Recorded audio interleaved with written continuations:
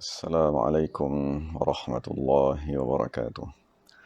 بسم الله الرحمن الرحيم.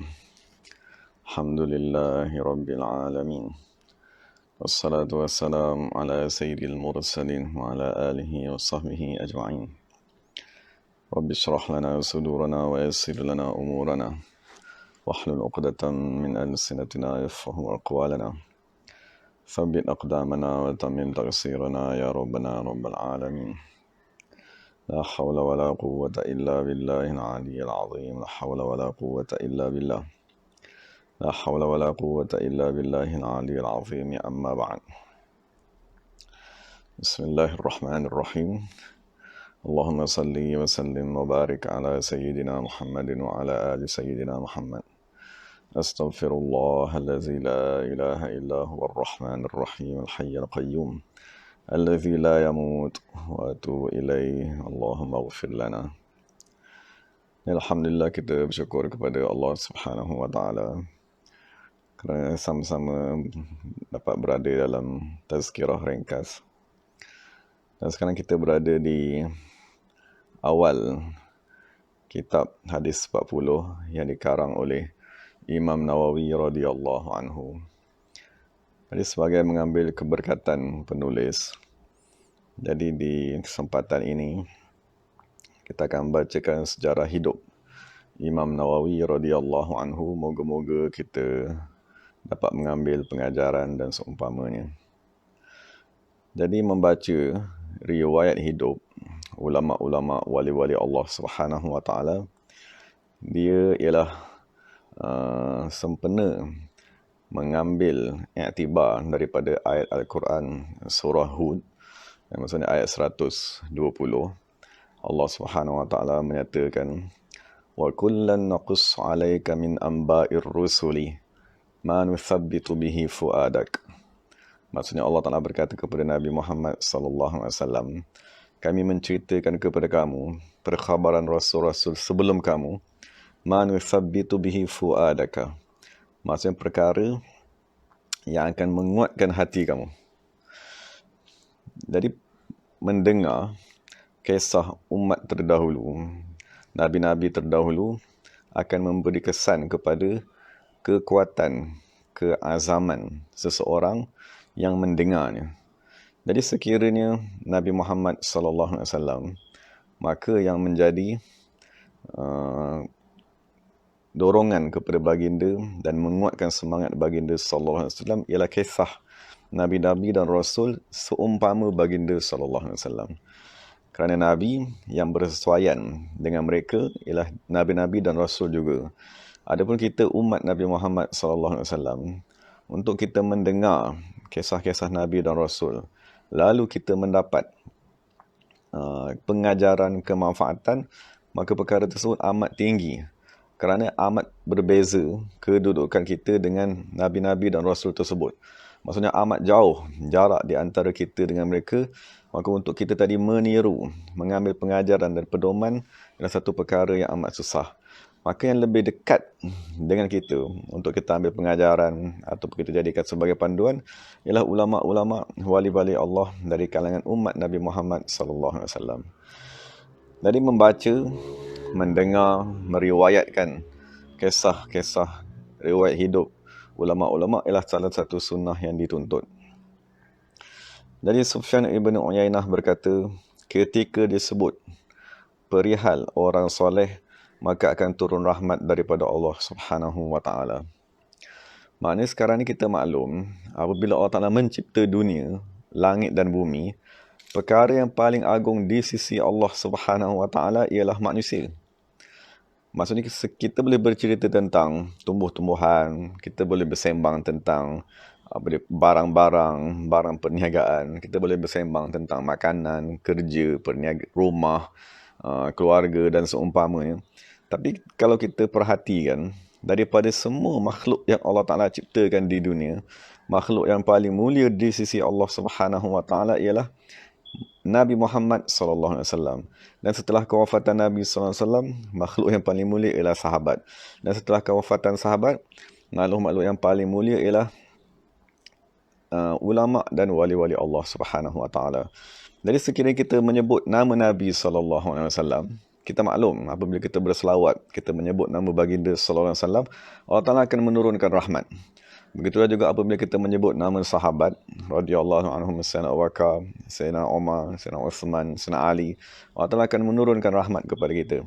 Dan sekiranya kita menyebut nama-nama ulama, kan, nama-nama wali-wali Allah, pewaris-pewaris Rasulullah SAW, maka itulah dinyatakan oleh Sufyan ibn Uyainah, maka Allah Subhanahu Wa Taala akan menurunkan rahmat.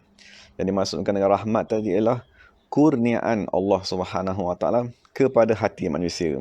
Sekiranya hati kita tadi mati, kan Allah Ta'ala akan menghidupkan hati seseorang. Sekiranya hati tadi keras, kan Allah Ta'ala akan melembutkan hati tersebut. Kan sekiranya hati tadi ada kedegilan, susah untuk beramal, susah untuk merendahkan diri, maka Allah Subhanahu Wa Ta'ala akan menghilangkan penyakit tersebut daripada hati manusia. Dan itulah yang dimaksudkan dengan rahmat yang Allah Subhanahu Wa Ta'ala turunkan apabila kita mendengar kisah riwayat hidup kekasih Allah Subhanahu Wa Ta'ala. Jadi bersempena dengan kita nak membaca kitab hadis 40 ni, maka kita bersama-samalah mendengar riwayat hidup imam yang agung, iaitu Imam Nawawi radhiyallahu taala anhu. Jadi beliau dilahirkan pada tahun 631 Hijrah dan meninggal dunia pada tahun 676 Hijrah. Jadi dia ialah ulama kurun ketujuh daripada ulama Islam. Nama penuh beliau ialah Yahya bin Sharaf. Dan apabila kita menyebut Imam Nawawi, An-Nawawi ialah sifat yang merujuk kepada tempat kelahirannya. Maksudnya dia tadi dilahirkan di sebuah bandar yang dinamakan Bandar Nawa. Sebuah bandar kecil di negeri Syria sekarang. Dan yang terletak antara ibu kota Damsyik dan Bandar Hauran. Dia terletak sejauh 90 km di sebelah selatan ibu kota Damsyik. Ia merupakan tempat kelahiran dan tempat beliau menghabiskan awal masa mudanya. Kerana Imam Nawawi daripada Hauran tersebut, kan, daripada kampungnya Nawa tadi, dia pergi ke Damsyik semasa umurnya 18 tahun. Maksudnya dia mula belajar di kota Damsyik semasa umurnya 18 tahun. Jadi Imam Nawawi radhiyallahu anhu dilahirkan pada pertengahan bulan Muharram. Dan dalam satu riwayat dinyatakan apabila Imam Nawawi tadi dilahirkan, dan maksudnya salah seorang wali Allah di zaman tersebut bermimpi melihat bahawa pada hari tersebut telah dilahirkan salah seorang wali Allah yang digelar sebagai, yang tergolong dari kalangan As-Siddiqin. Maksudnya Imam Nawawi dilahirkan wa kutiba minas siddiqin, dia ditulis dari kalangan as-siddiqin, maksudnya golongan yang di bawah nabi-nabi dan rasul dari kalangan umat Nabi Muhammad sallallahu alaihi wasallam. Jadi Imam Nawawi semasa dia di peringkat awalnya, dia mendapat pendidikan daripada ayahnya sendiri. Maksudnya ayahnya yang mengajarkan kepadanya akhlak-akhlak Islam, ayahnya yang mengajarkan asas fardu ain tersebut. Dan dalam masa yang sama, Imam Nawawi mendapat pendidikan rohani daripada seorang syekh tarekat yang bernama Syekh Yasin Ibn Yusuf Al-Marakshi. Jadi ini ialah rahsia keagungan Imam Nawawi radhiyallahu anhu. Maksudnya kita maklum ramai orang yang mengaji agama daripada dulu sampailah kepada akhir zaman. Tetapi dari kalangan mereka yang mendalami ilmu agama, mereka yang mempunyai kecerdikan, mereka yang menulis kitab, mereka yang berjasa kepada agama Islam, ada dari kalangan mereka ulama yang menggabungkan pengajian zahir dan pengajian batin. Jadi antara ulama Islam yang terkenal yang menggabungkan pengajian batin, iaitu pengajian pembersihan rohani, ialah Imam Nawawi radhiyallahu anhu. Dan nama guru ni ialah Syekh Yasin Ibn Yusuf Al-Marakshi. Jadi itulah dua orang yang pertama sekali mengasaskan ilmu pada Imam Nawawi, iaitu bapanya sendiri, kemudian Syekh Yasin Ibn Yusuf radhiyallahu anhum. Jadi Imam Nawawi merupakan insan yang dipilih oleh Allah Subhanahu wa taala untuk mengembangkan ilmu di zamannya. Diriwayatkan daripada para wali di zamannya bahawa Imam Nawawi dilahirkan dan ditulis dari kalangan siddiqin. Kurniaan Allah Subhanahu wa taala ini telah dapat dilihat semenjak beliau berumur 7 tahun. Bapanya maksudnya daripada umur 7 tahun lagi, dia tadi telah dikurniakan dengan kasyaf. Bapanya menceritakan pada satu malam ketika Imam Nawawi sedang tidur di sebelahnya, tiba-tiba beliau bangun dan berkata, "Wahai bapaku, apakah cahaya yang menerangi rumah kita?" Maksudnya pada malam di bulan Ramadan. Imam Nawawi melihat cahaya yang amat terang, kan, cahaya malaikat turun, rahmat Allah Subhanahu Wa Taala. Jadi peristiwa tersebut berlaku pada malam 27 Ramadan dan ahli keluarganya yang lain tidak dapat melihatnya melainkan Imam Nawawi saja. Maka bapanya berkata, "Tahulah daku yang malam tersebut ialah malam Lailatul Qadar." Jadi kita bayangkan daripada umur 7 tahun, kan, maksudnya daripada kecil lagi disebabkan dia sememangnya manusia yang dipilih. Jadi itulah yang kita nak kena fahami. Walaupun kita melihatnya sebagai satu manusia, dan Nabi Muhammad juga ialah manusia. Semua Nabi-Nabi dan Rasul ialah manusia.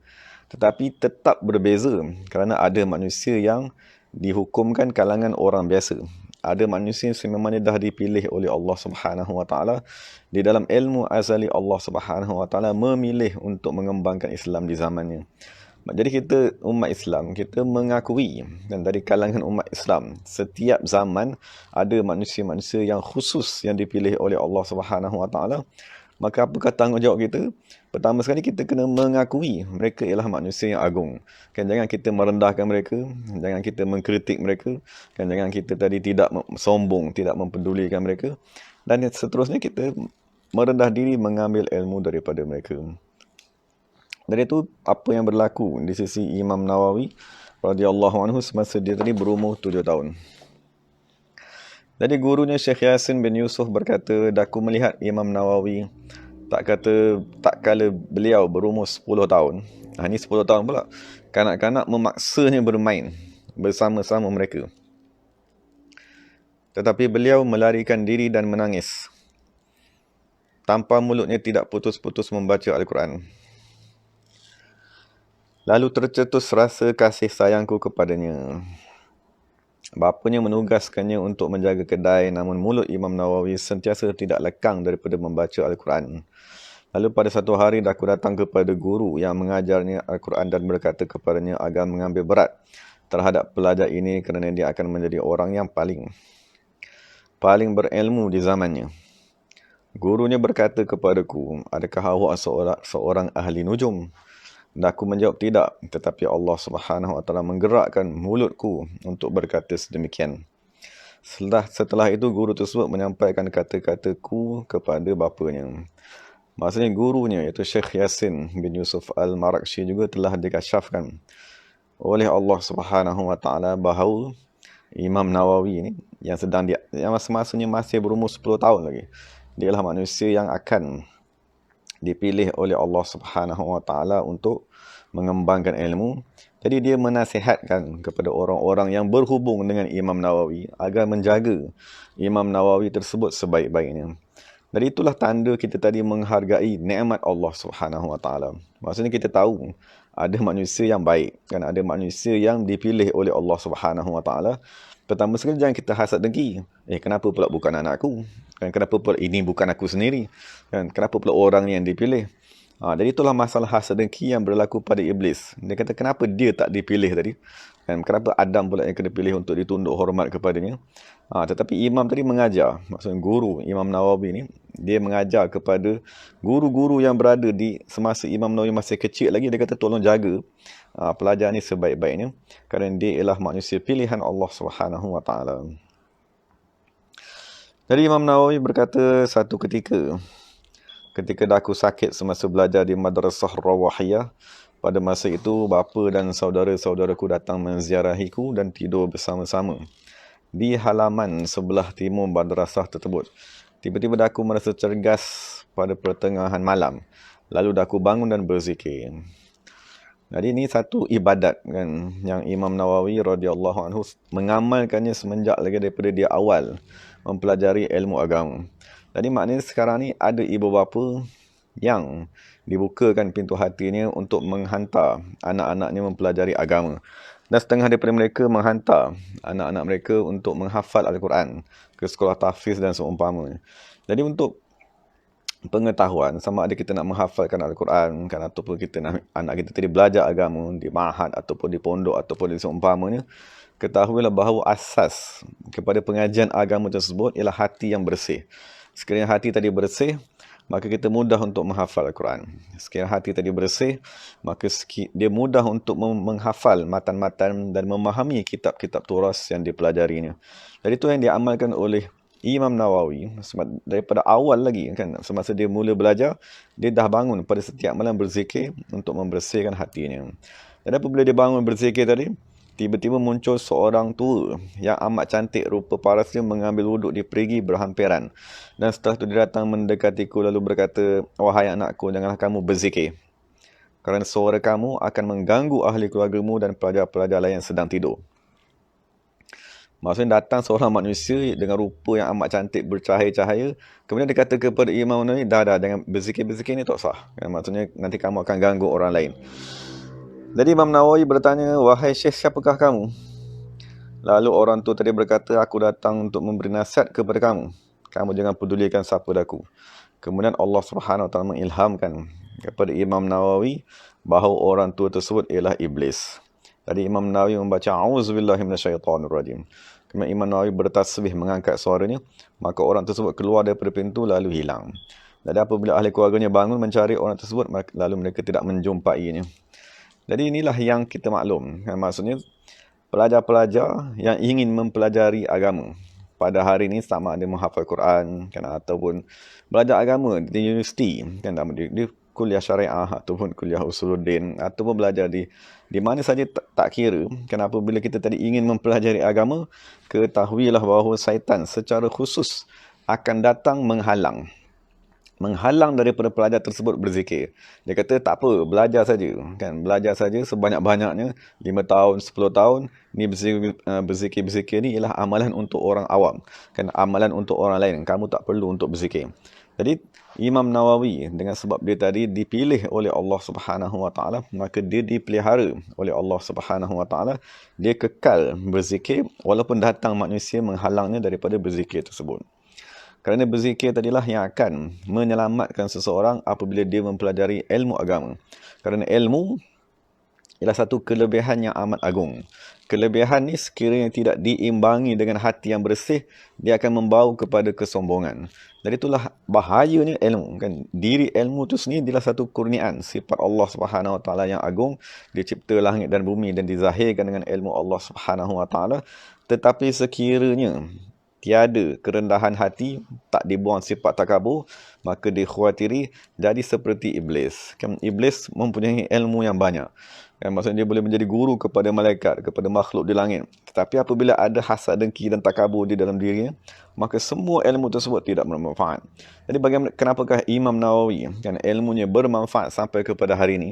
Kan sampai hari ini pun seluruh dunia kan membaca hadis 40 ni dan semua kitab-kitab Imam Nawawi yang lain, ialah kerana dia tadi kekal berzikir, membersihkan hatinya sepanjang dia tadi menuntut ilmu.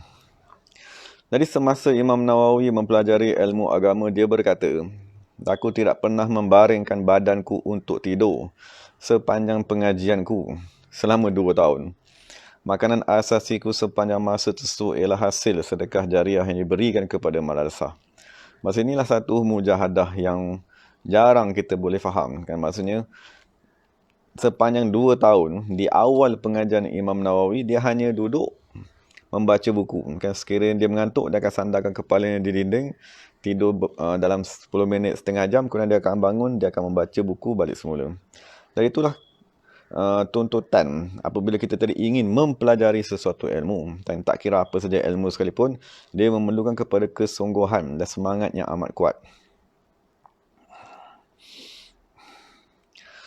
Jadi setelah diceritakan tentang pengajian Imam Nawawi, jadi kemudian pada tahun 651 Hijrah, Imam Nawawi pergi menunaikan haji bersama bapanya selama 1.5 bulan. Perjalanannya dimulakan di awal bulan Rajab. Sepanjang perjalanannya beliau diserang dengan demam panas. Kemudian Imam Nawawi tidak pernah mengeluh sedikit pun. Di samping itu beliau menghadiri kelas-kelas agama yang diadakan di Madinah Al-Munawwarah. Maksudnya pergi untuk menghadap Nabi Muhammad SAW, dia memerlukan kepada kebersihan rohani yang amat sangat. baru kita dapat manfaat daripada nur Nabi Muhammad semasa kita menziarahi kubur baginda di Madinah.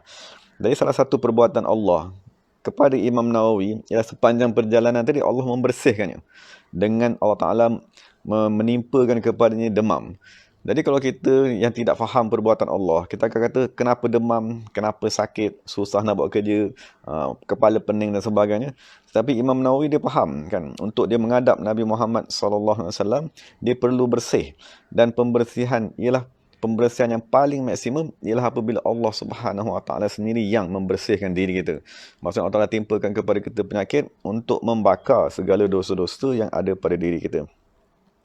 Dan apabila Imam Nawawi telah menziarah Nabi Muhammad SAW, maksudnya dinyatakan setelah Imam Nawawi pulang semula daripada menziarahi Nabi Muhammad SAW, maka Imam Nawawi seolah-olah dicurahkan dengan ilmu pengetahuan dengan begitu banyak sekali dan lebih tekun dalam pengajiannya. Kesemua perubahan yang berlaku ialah dengan keberkatan menziarahi kubur Nabi Muhammad SAW.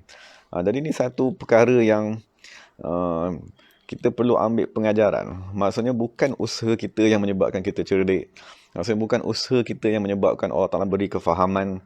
Kan? Bukan dengan sebab kita tadi belajar bersungguh-sungguh. Kan? Tapi yang menyebabkan seseorang tadi dikurniakan dengan ilmu, kefahaman, kemanfaatan ialah keberkatan. Sebagaimana kita dah bincang sebelumnya. Dan keberkatan tersebut paling agung ialah berada pada Nabi Muhammad SAW. Jadi apabila dia menziarahi Nabi SAW dengan adab yang betul, maksudnya kita nak menziarahi Nabi, kita nak pergi umrah ataupun kita nak pergi haji, kita mesti membersihkan jasmani dan rohani. Maksudnya kalau kita nak ziarah rumah kawan kita pun, dalam keadaan tak mandi, kan, dalam keadaan pakaian yang amat kotor, pakaian yang amat berbau, dengan segala bau yang tidak bersih, apabila kita datang menziarahi rumah kawan kita, maka dia pun rasa terganggu dengan kehadiran kita yang dalam keadaan begitu kotor sekali. Jadi bayangkanlah sekiranya kita daripada negara kita nak pergi menziarahi Nabi Muhammad SAW, umrah dan seumpamanya, dalam keadaan diri kita tak bersih, maka akan terganggu orang di sana, kan. Di Mekah semua kekasih Allah yang berada di sana, semasa kita tawaf ataupun masa kita sembahyang berjemaah, mereka akan terganggu dengan bau kita yang amat busuk tadi. Walaupun bau tadi tak boleh dihidu kan oleh hidung kasar manusia ni, tetapi bau tersebut zahir di sisi mereka. Jadi Imam Nawawi kan apabila dia memahami nak menziarah Nabi Muhammad SAW perlu kepada kebersihan, maka dia berusaha berzikir sebelum menziarahi Nabi, dan apabila dia menziarahi dalam keadaan beradab. Kan kalau kita menziarahi, kita pergi kepada rumah seseorang, kita pergi kepada rumah raja, dan kita masuk dengan keadaan beradab, pakaian amat bersih, menjaga akhlak, menjaga percakapan, kelakuan seumpamanya, semestinya sebelum kita nak balik, raja akan memberikan kurniaan. Sama ada diberi kepada kita duit ataupun pakaian ataupun seumpamanya. Jadi begitulah Nabi Muhammad SAW. Nabi Muhammad SAW dia ialah manusia yang amat pemurah, dan kemurahan baginda berkekalan sampai kepada hari ini. Cuma kita saja yang semasa kita pergi menziarahi baginda SAW, adakah kita datang dengan beradab, dengan keadaan yang bersih, dengan keadaan yang bersedia? Sekiranya kita datang dalam keadaan tidak bersedia, dikhawatiri tidak mendapat kurniaan. Jadi Imam Nawawi dia menceritakan tentang dirinya.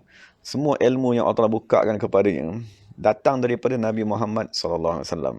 Sebagaimana kita maklum dalam sejarah ulama'-ulama' ni, ada ulama' yang diberikan penguasaan dalam satu bidang ilmu. Itu kebiasaannya kan, seperti Imam Malik, Imam Ibnu Malik kan, maksudnya dia dibukakan di dalam bidang ilmu nahu. Seperti Imam Ibnu Hisham dibukakan dalam ilmu nahu. Dan setengah ulama' dia dibukakan ilmu dalam ilmu fiqh semata-mata. Setengah ulama' dia hanya menguasai ilmu hadis. Tapi Imam Nawawi radhiyallahu anhu di antara ulama' yang amat jarang wujud, kerana dia menguasai 3 ilmu serentak. Maksudnya Imam Nawawi dia ialah pakar kan di dalam bahasa Arab. Maksudnya dia menulis kitab Tahzib Asma' wal Lughat, kitab yang khusus menceritakan tentang bahasa Arab. Dan Imam Nawawi ialah pakar di dalam ilmu hadis. Dia mensyarahkan Sahih Muslim dan beberapa kitab-kitab, dan dia juga menulis kitab di dalam mustalah hadis. Dan yang terakhir sekali, Imam Nawawi ialah pakar di dalam ilmu fiqh. Kan dia salah seorang ulama' yang agung di dalam mazhab Syafi'i, dalam fatwa, dalam mengeluarkan fatwa di dalam mazhab dan mentarjihkan pendapat-pendapat. Jadi Imam Nawawi menceritakan tentang dirinya bahawa beliau menghadiri 12 kelas pengajian setiap hari. 2 pengajian dalam ilmu kitab fiqh dan beberapa kitab-kitab yang lain. Jadi kesemua pengajian ini dihadiri dengan persediaan sebelum menghadiri kelas, menghafal, mengulang kaji dan seumpamanya. Imam Nawawi menceritakan bahawa pernah terlintas di hatinya untuk mendalami ilmu perubatan. Oleh itu Imam Nawawi membeli buku Al-Qanun fi Tibb. Tiba-tiba Al-Imam Nawawi berasa hati dia menjadi gelap dan tidak dapat menerima apa-apa pelajaran lagi. Keadaan tersebut berterusan selama beberapa hari sehinggalah Imam Nawawi menjual semula buku tersebut. Setelah itu hatinya kembali bersinar untuk menerima ilmu pengetahuan. Justru Imam Nawawi menumpukan perhatiannya terhadap pengajian syariah Islam sehinggalah beliau mahir dalam bidang-bidang yang kita telah bincangkan tadi. Maksud Imam Subki berkata sesungguhnya Allah Subhanahu Wa Taala memberikan keberkatan kepada Imam Nawawi sehingga dia berjaya menguasai pelbagai ilmu dalam masa umur yang amat singkat.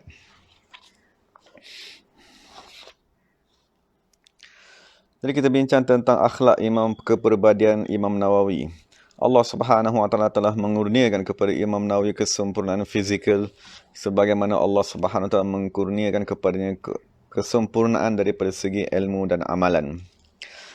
Ahli zaman menceritakan bahawa Imam Nawawi sebagai seorang yang berkulit keperangan, mempunyai janggut yang tebal dan berwarna hitam yang diselangi dengan beberapa helai uban. Dia ketinggiannya pertengahan, digeruni, kurang ketawa, tidak membuang masa dengan keseronokan dunia, menyatakan kebenaran walaupun pahit dan tidak takut kepada celaan manusia dalam menyatakan kebenaran. Imam Nawawi berpakaian dengan pakaian kebiasaan alim ulama daripada Hauran yang tidak terlalu menonjol. Beliau biasanya mempunyai sebuah kain selempang. Imam Nawawi mempunyai hati yang lemah lembut. Menjalankan kehidupan seharian, beliau berlandaskan cara hidup ulama salaf yang tidak mementingkan dunia, sentiasa khusyuk dan merendah diri, sentiasa berlinangan air mata, pendiam, amat menjaga lidahnya daripada bercakap dengan perkara-perkara yang tidak berfaedah, sentiasa menundukkan matanya dan sentiasa berfikir. Al-Imam Nawawi mempunyai akhlak yang amat murni sehingga kan apabila ada orang yang mengganggunya, lalu dia akan berkata kepada orang tersebut, wahai manusia yang diberkati. Maksudnya orang tadi mengganggunya tapi dia tetap mendoakan agar Allah memberkati orang tersebut. Imam Nawawi melazimkan dirinya dengan puasa dan sentiasa menjaga waktunya agar dipenuhkan dengan ibadat. Beliau membahagikan waktunya untuk pelbagai jenis ibadat. Jadi di masa yang singkat ni kita bincang beberapa ibadat dan kurniaan yang Allah Subhanahu Wa Taala berikan kepada Imam Nawawi. Imam Fadl Abu Abdullah Muhammad Al-Bali berkata, pada satu ketika di akhir malam, daku memasuki Masjid Bani Umayyah dan daku mendapati Imam Nawawi sedang solat di belakang satu tiang. Dalam kegelapan sambil berulang-ulang membaca firman Allah, waqifuhum innahum mas'ulun. Waqifuhum innahum mas'ulun. Itulah surah As-Saffat ayat 27. Imam Muhammad bin Abdullah Al-Jardani berkata, Imam Nawawi merupakan wali kutub pada zamannya. Seorang yang sangat warak dan zuhud. Sabar mengharungi kesusahan hidup di dunia. Meninggalkan segala kelazatan dunia, tidak makan melainkan selepas solat isyak. Tidak minum melainkan ketika waktu sahur sahaja. Maksudnya Imam Nawawi ini salah satu amalan ialah puasa secara berterusan. Tidak menghimpunkan 2 jenis lauk dalam satu hidangan. Dikurniakan dengan keramat yang amat banyak. Antaranya ialah jari telunjuk kirinya bercahaya ketika pelita tidak dapat dinyalakan untuk meneruskan penulisannya. Al-Imam Nawawi juga merupakan salah seorang wali Allah yang digolongkan dalam Ashabul Khatwah. Maksudnya orang yang mempunyai langkah-langkah ke satu tempat yang jauh dalam masa yang singkat.